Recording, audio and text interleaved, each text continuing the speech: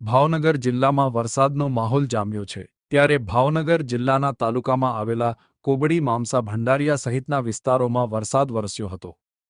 ભાવનગર જિલ્લામાં તાલુકાના મામસા સહિતના વિસ્તારમાં બપોરના સમયે ધોધમાર વરસાદ વરસતા ખેડૂતોમાં ખુશીનો માહોલ જોવા મળી રહ્યો છે। વાવણી લાયક વરસાદને કારણે ખેડૂતો ઝૂમી ઉઠ્યા હતા।